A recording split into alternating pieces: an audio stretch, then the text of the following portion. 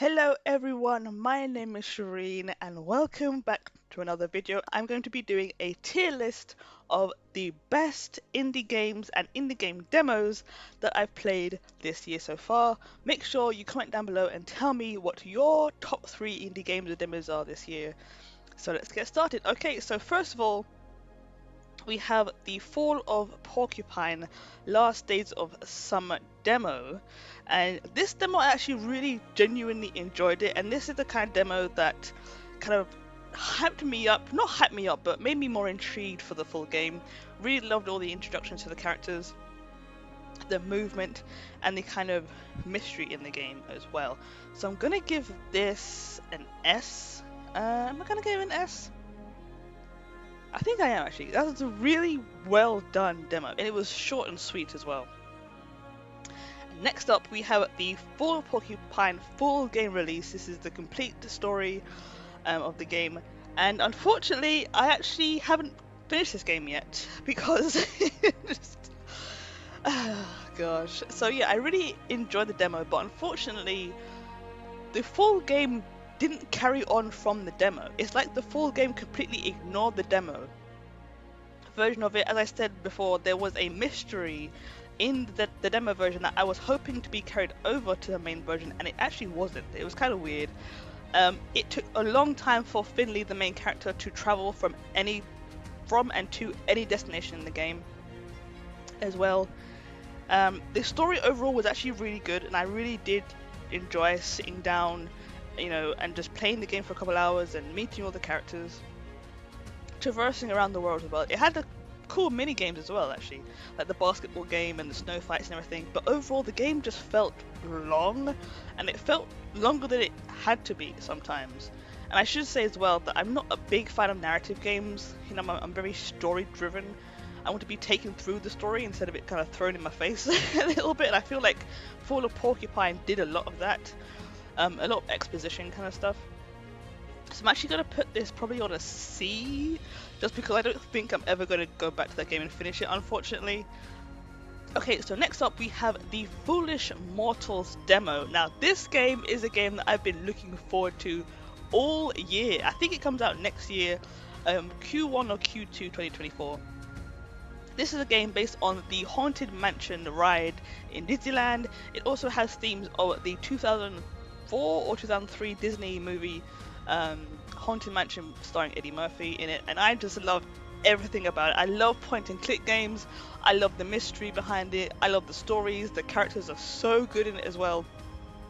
Also, I did back this game on Kickstarter, and I have joined the Discord server for it as well, and the developers are so cool about it as well.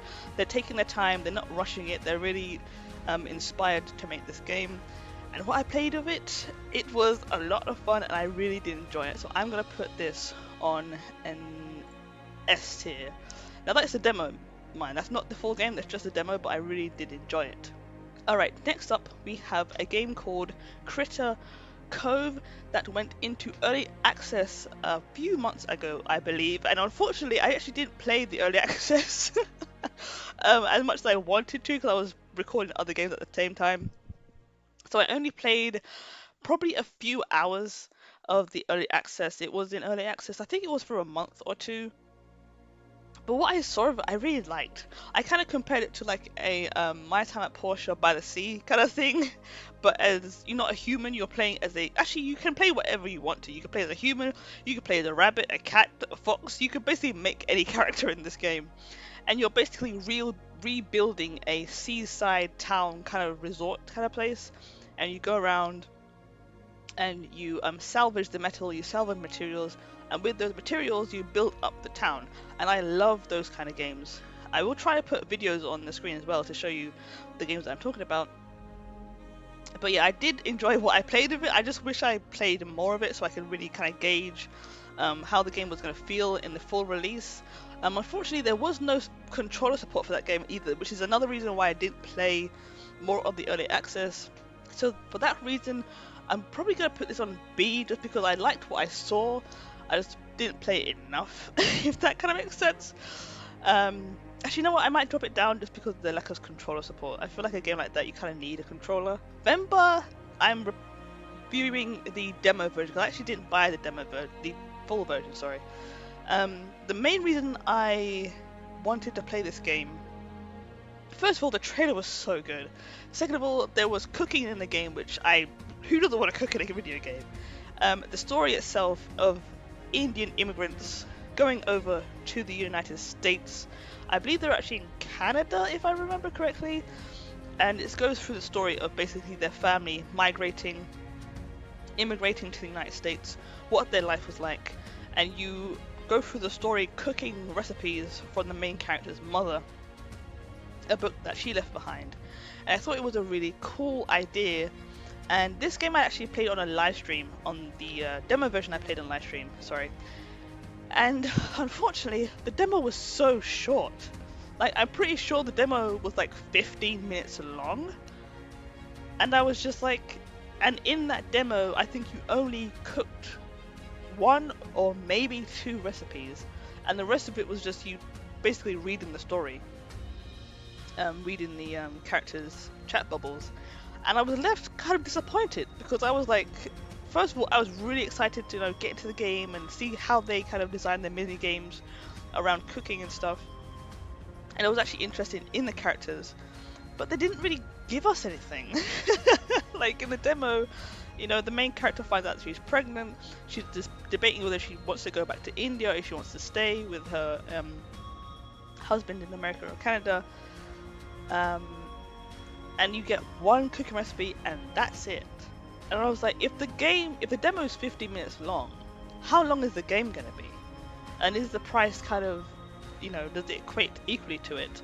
So unfortunately I didn't play the full game, but I did like the demo. But I'm gonna put it on a should I put a B or a C?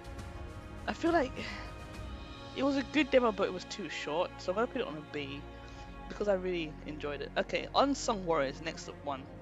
Oh my gosh, so this demo originally came out, I believe, around 2018. They had a Kickstarter campaign that unfortunately did not get fully funded. The developers went away, they developed the game a bit more, released a brand new demo, released another Kickstarter, and that Kickstarter actually went through and was fully funded, and it actually reached a few stretch goals as well after being fully funded. So this is a 2D side-scrolling platformer adventure game, I think I would describe it as, and I am still excited for it. The fact that I'm still excited for this game almost like 5 or 6 years after the original demo is just like mind-blowing. The developers are so cool. Again, I've been following them for ages on Twitter and Discord. They're so cool. The amount of feedback that we give them and they actually like implement it into the game. They share constant updates on Kickstarter and Discord and Twitter as well. And the whole community around this game is really just welcoming. It's just nice to be a part of this as well. To the point where they actually put the Kickstarter names in the game. So if you actually want to download the demo of this game, you can actually find my name in a particular area in this game. And I'm 100% putting on this on S. It is just such a fun game. It's very intuitive as well. It's easy to get into. There's not a lot of reading. It's just action, action, action. And also, it is hilarious. Some of the writing and characters in this game are absolutely hilarious. So I'm actually going to put that on the S. 100% waiting for the full version of that game. Lodornaut. This is another game that I've been waiting for a few years. I think Lodornaut was originally a Kickstarter campaign as well, but unfortunately I found it too late. I love this game. Like, as I said in my gameplay walkthrough of the game, I played the demo probably like 4 or 5 times, and every time I was just left with a big smile on my face. Like, genuinely just loved everything to do with it. It's a chill game, it's a very cozy game. You're literally like a astronaut assigned to a planet, an underwater planet. You befriend these axolotl lodel type creatures, and the story goes on from there. And it's just so nice to sit back, clean the ocean, unlock all these cool gadgets, unlock all these cool items that help you improve your efficiency, clean up the ocean. You also go and find these holo badges, which basically tell you the background of the story of why you're actually on that planet. And it's just really cool. And the other thing that I do love about this game, and a lot of people actually surprisingly didn't like it and didn't understand why it was in the game, but basically when you cleared all the ocean in that game, and you get the final cutscene, afterwards you can go back into the game and keep cleaning it. And I think that's just a really cool way to do replayability. Now you don't have to start a new game. You can just play your main save for hours and hours, just cleaning up and befriending Loddles and stuff like that, and getting achievements at the same time. A lot of people didn't like that because they thought, but what's the point? You know, you clean up the ocean, it's like, but then the gloop is what they call it. That's the corruption in the ocean. It comes back and they're like, so what's the point? But I'm just like, that is the point. Like, even if we as humans clean out the ocean, there's still gonna be stuff left over. You know, the Loddles are so cute. The fact that you can make food for Loddles, you can make toys for the Loddles. You know, you can fast travel as well. When you eventually unlock it. You know, it's just a very cool game. And I said it as well in my gameplay walkthrough that this game was developed by college students. You know, like, and backed on Kickstarter. It's actually incredible what they were able to achieve, and unfortunately one of them passed away as well during the development of it. So yeah, I'm definitely giving this a S tier. It is an incredible game. I highly recommend it. Alright, next up we have Paleo Pines. This game, I tell you. Oh my gosh. Paleo Pines, the farming simulator with dinosaurs, basically. And straight off the bat, I love the farming. I love the dinosaurs. I absolutely adore farming with the dinosaurs. But other than that, uh... honestly, like, other than that, I really hate to say it as well because there are certain things I like in the game. Like, I liked, you know, unlocking the windmills, finding different artifacts, learning about the characters, and building up the relationships with those characters. But at the same time, I'm like, if the game was literally just go out there, befriend the dinosaurs, use them in your farm, and rebuild the farm, that would be my perfect game, and it would actually be an S. But because there are certain things in this game that prevent you from doing certain things, specifically like if you go to Dapplewood and you want to get forest wood is rare in a forest biome. Like, they purposely did that. It's just knowing that people are going to go and use the forest wood for quests, they're going to use it for main quests, side quests, they're going to need that forest wood to decorate their dinosaur pens as well. It's like, why even put that in the game? Why make it so rare?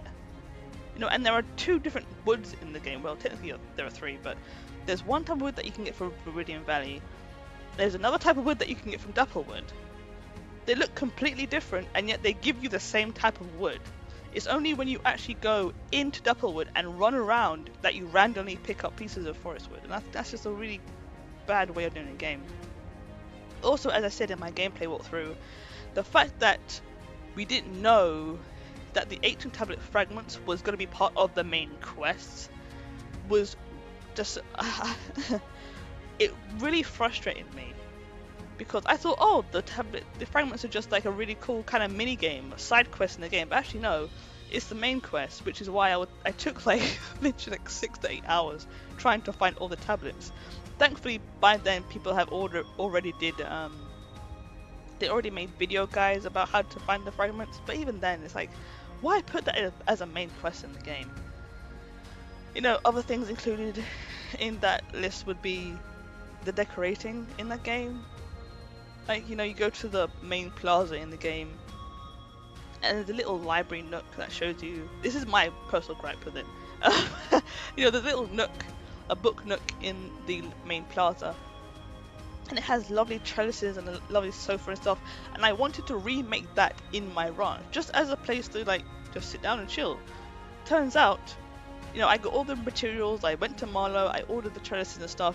The trellises are not even half the size of the ones that are in the plaza. It's just like, why do that? So to me, the only decorating in the game is for the pens and for the biome. That's basically it. You know, I did enjoy, you know, learning about the characters in the game, but even then, it's just like, I just want to befriend dinosaurs and farm with the dinosaurs. You know, the automation is incredible. Like once you get to the point where you can get little dinos to water your crops and to till your plants and to harvest your plants, then the game becomes like absolutely incredible. Like that is the best part of the game by far. Like just the dinosaurs and the farming.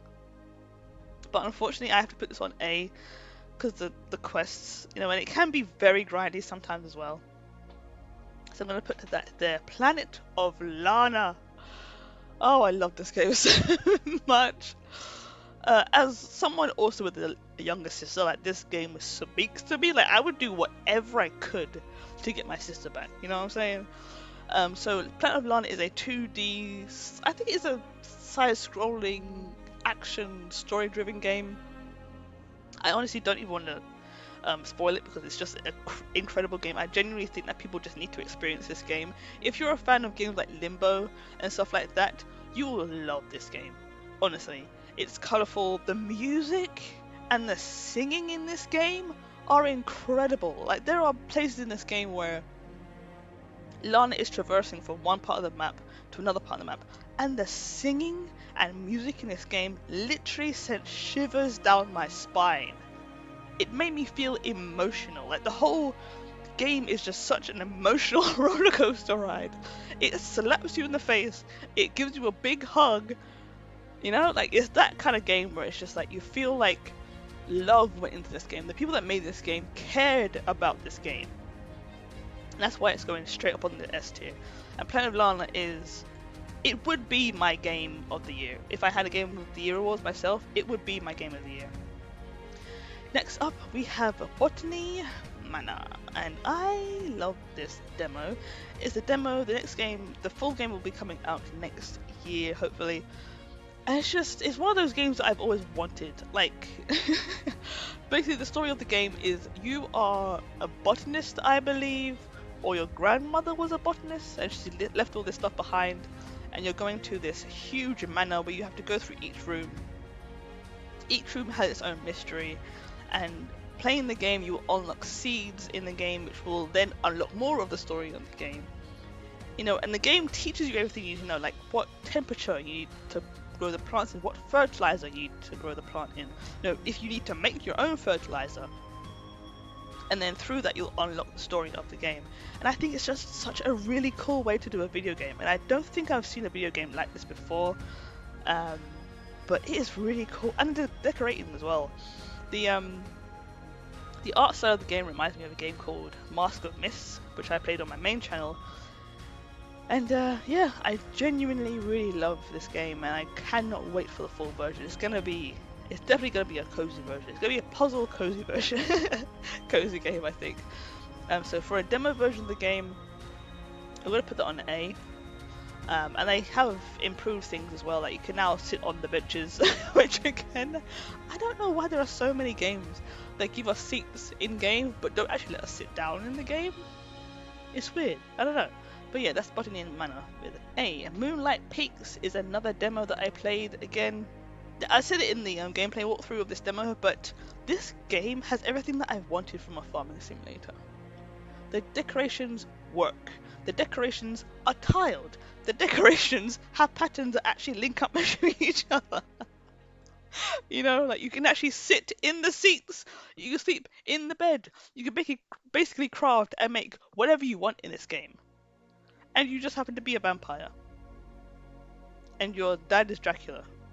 And you moved away from home. And now, you know, the whole town is treating you weird because you're Dracula's daughter/son. So, it's just a great game. It's a great demo, and I can't wait for the full release of it. Like, literally, I don't know what to say. It's literally just a great demo. I really enjoyed it. Voltaire the Vegan Vampire, dude.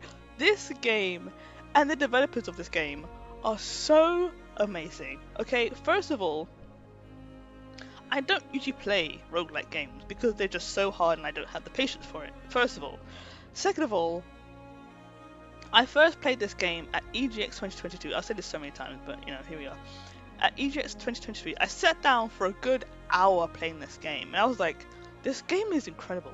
It's basically a roguelike farming simulator where you play as Dracula's son who doesn't want to eat meat. He doesn't want to suck blood. He just wants to plot and eat vegetables. That's what he wants to do.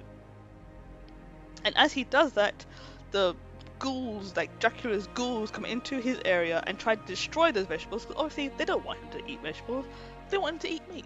And that's the whole point of the game. You basically travel through the game, planting vegetables, gaining HP, gaining powers, not powers, you know, kind of gaining upgrades that help you throughout the game. You can build certain items and certain constructions that help you as well. And it's just a really cool game. It's hard, don't get me wrong. It's a really difficult game to play because it is a roguelike. But honestly, it's so much fun to play. And also, I didn't realize until like very late on, but my name's actually in the credits of the game, and I thought it was just like a typo or something, but the developers actually put it in there. And they said to me like, yeah, you've been supporting the game a lot, so that's, you know, I'm kind of biased with that, but I'm so surprised at how much I love this game. And how fun it actually is to play this game. Like, we're working out like, okay, what plants do I put together so they have better HP, or they shoot, you know, enemies more often. No, or I get less hunger from them. Because throughout the game, when you planting plants, or you're going out and discovering, finding treasure and finding seeds to plant, you gain hunger. And if you get to 100% hunger, it automatically goes to nighttime, and then you have to defend your plants and your house from the enemies. So yeah, I adore this game. Like, I genuinely adore this game. I'm gonna definitely put this on S tier. So there we go. Okay, so Smooshy Come Home. Oh, this game. This is another game like Planet of Lana and Little Naut, where I just had a smile on my face the entire game. Like, the entire game. As soon as I jumped into the game, and from the end of the game, I had a smile on my face. I wasn't stressed out about anything. No, the game didn't punish me for getting anything wrong or for missing anything. All of the puzzles were intuitive. The puzzles progression in the game made sense. The characters, I actually cared about the characters, the main characters, the side characters, even the side questy kind of characters as well. First of all, bonus points for having a pixel filter as well. Both Little Naut and Smooshy Come Home have bonus points for pixelation filters. I mean, what more do you like? I just love the game. Like, genuinely just love the game. I can literally see myself just picking it up like every day and just be like, oh yeah, look at me, like going around collecting things, you know, and helping Smooshy get home, basically. So yeah, it's an S tier. 100% it's an S tier game. It's so good and so well made. And I know the person that I follow the development on the game again on Twitter, and to see the happiness that the developer had when so many people loved their game is incredible. And to hear them say like, oh, I've showed it to my family and my family like it as well. That's so special. Like, so much love went into that game, and it actually goes very deep. Like, some of the themes in that game really make you think about your own life and the situation that you've been in your life, and kind of go through it in like an empathetic way. You know, it doesn't judge people. Well, Smooshy doesn't judge people. Don't judge characters in the game. He just tries to help them in certain ways, and I think it's a really cool way to do a game. Alright, next up we have Full Void. This is another game. I absolutely love this game. I'm trying to remember like how I actually found this game. I think, oh no, that's it. It was at WSD London gaming convention in Brick Lane this year actually. I literally I saw it and I sat down, immediately loved it. Before I even played it, I was like, that's my kind of game. It's a side-scrolling, I think 16-bit action game, platformer game, and I instantly fell in love with it without even playing it. And then I sat down for like half an hour to an hour playing it, and instantly knew that this was the kind of game that I would absolutely love. And it's exactly that. Again, it's like Planet of Lana, where I don't want to spoil anything because the game is so good. Personally, I think it is. And also, talking to the developers again, they said they actually were developing Full Void at the same time that Planet of Lana was being developed as well, which means they have very similar themes. They just handle the themes in different ways. The stories are similar, but they do it in different ways. And I think it's very cool to have played both games at the same, not at the same time, but both games in the same year, and see those comparisons and see two developers do different things with the same story. That's very interesting. Oh, and also the developers are so nice. Like, I met them twice now. I met them at WSD and I met them at EGX 2023. And they were just so nice, you know, they're always up for a chat. You know, I ask them questions, you know, they answer my questions. It's just so nice to be able to talk to developers on like a personal level, you know, because sometimes it's nice to also have interactions on like Twitter or Discord, but to actually see people in person and to see the inspiration on their faces and to see how happy and proud they are of the game face to face is just an incredible thing that I will never take for granted. So I'm definitely going to put this on S tier as well. It's just genuinely an incredible game that I think everyone should play. Alright, so there is my full tier list of all the games that I've played this year. And also as well, I want to close this video by saying thank you to all of the developers that have given me access to these games. Like, this channel is so small, and yet for some reason, like, I'm being granted these keys, you know, and talking with the developers on via email and Twitter and seeing them in real life. It's just honestly incredible. Um, no, a big shout out to Out of the Bit for Full Void and Secret Mode for Lord of Not as well. Those two have just been incredible. Every time I've been to a gaming convention, they've hit me up like on email, Twitter. I've seen them.